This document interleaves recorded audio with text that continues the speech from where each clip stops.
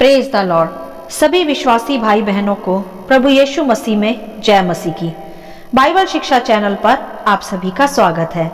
हमारे इस चैनल को देखने के लिए आप चैनल को सब्सक्राइब करें व बेल आइकन के ऑल बटन को जरूर दबाएं, तभी आपको हमारी आने वाली हर वीडियो का नोटिफिकेशन मिलता रहेगा।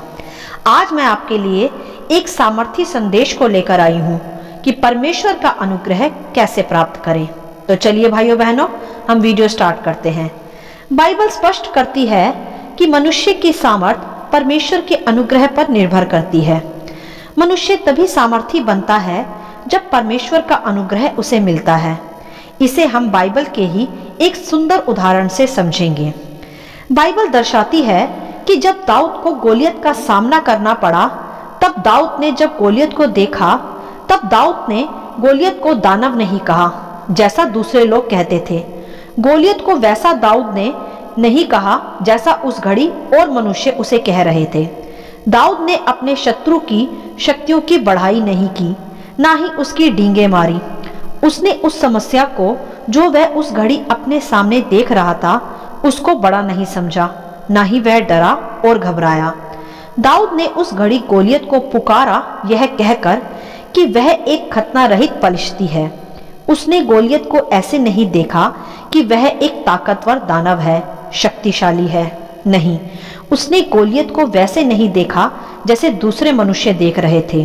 उसने गोलियत को वैसे देखा जैसा परमेश्वर ने उसके हृदय को तैयार किया था। अर्थात दाऊद ने कहा कि यह एक खतना रहित पलिश्तीनी है। उस समय में दाऊद पर परमेश्वर का अनुग्रह उतरा और उसने परमेश्वर के द्वारा ही सामर्थ को प्राप्त किया।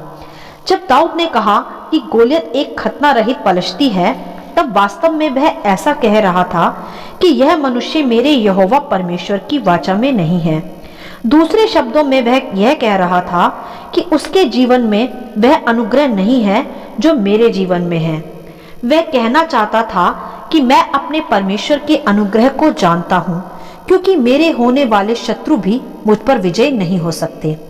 तब हम देख सकते हैं कि जब दाऊद गोलियत का सामना करने गया, तब उसने कहा कि आज के दिन मैं तुझे पराजित करूंगा और तेरा सर आकाश के पक्षियों को खिलाऊंगा।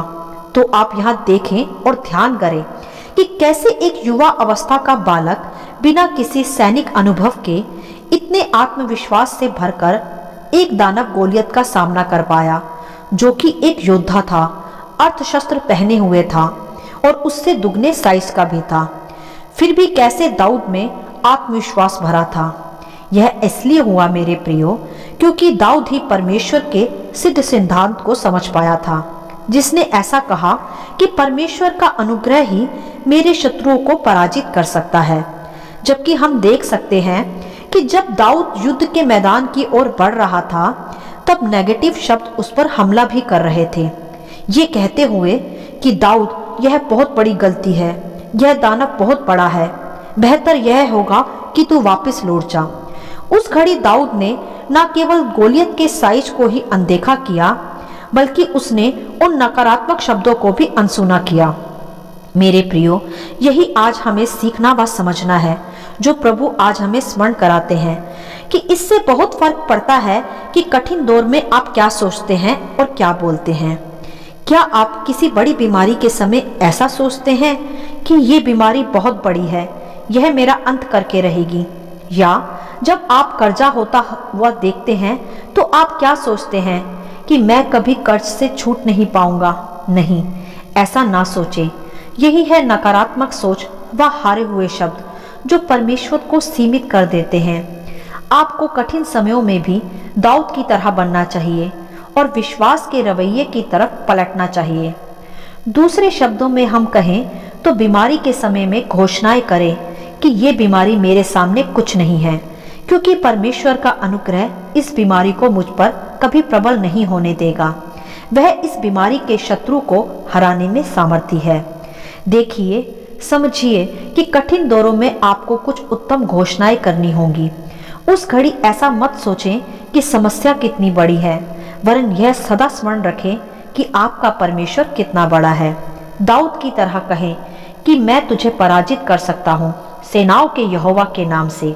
मेरे प्रियो, आपको हर दिन ऐसी घोषणाएं करने की आवश्यकता है, न केवल इसलिए कि आप इस घोषणाओं को सुन सके और न केवल इसलिए कि परमेश्वर आपकी इन घोषणाओं को सुन सके, वरन इसलिए कि आपका शत्रु शैतान इन घोषणाओं को सुन सके।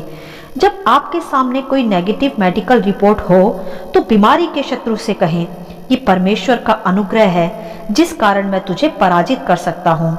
उस लोन अमाउंट को देखकर कर्ज के शत्रु से कहें कि परमेश्वर का अनुग्रह तुम्हें हरा सकता है। जब इस प्रकार आप में विश्वास का रवैया होता है तब अंधकार की शक्तियां आप पर प्रबल नहीं हो सकती।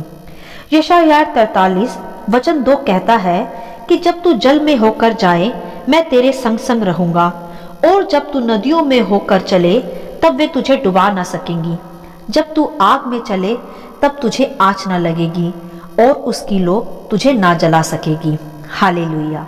मेरे प्रियो, शायद आज आप आग में हो सकते हैं, तो परमेश्वर आपसे कहता है कि वह आपको उस आग से बाहर निकाल लेगा, बिना किसी खरोच के, बिना किसी दाग के, वरन पहले से भी ज्यादा बेहतर होकर।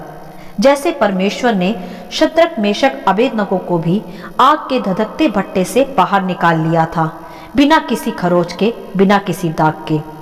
मेरे प्रियो, अब आपको कठिन परिस्थितियों में अपनी कमर कस लेनी चाहिए और कहना चाहिए कि बस अब बहुत हो गया, मैं बहुत जी लिया चिंतित अवस्था में, अब मैं नहीं डरूंगा और मैं चिंता नहीं करूंगा। मैं जानता हूं कि मेरा एक रक्षक है, मेरा एक सहायक है, मेरा एक मुक्तिदाता है, मेरा एक चंगाई दाता है, मेरा एक आपूर्ति करता है, वादा निभाने वाला है। उसका वचन कहता है कि जितने हथियार मेरी हानि के लिए उठाए जाएंगे उनमें से एक भी मुझ पर सफल ना होगा। मेरे प्रियो, बाइबल कहती है कि हमारा सामर्थ उसके अनुग्रह पर आधारित है।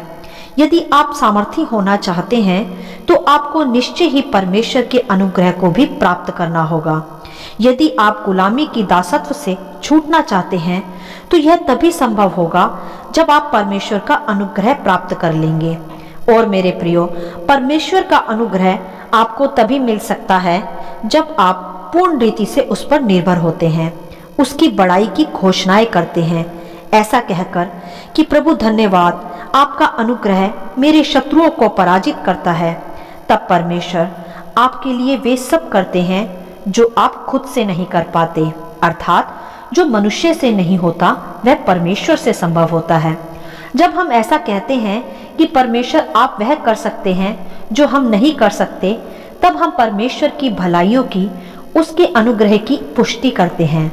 तब हम परमेश्वर के सामर्थ्य की बड़ाई करते हैं। तब हम परमेश्वर के अनुग्रह को प्राप्त कर पाते हैं। मेरे प्रियो, अगर आपके जीवन में अभी भी कुछ कठिन दौर आते हैं तो आप उन्हें अपने बल पर नहीं हरा सकते। उसके लिए आपको परमेश्वर के अनुग्रह की आवश्यकता होगी।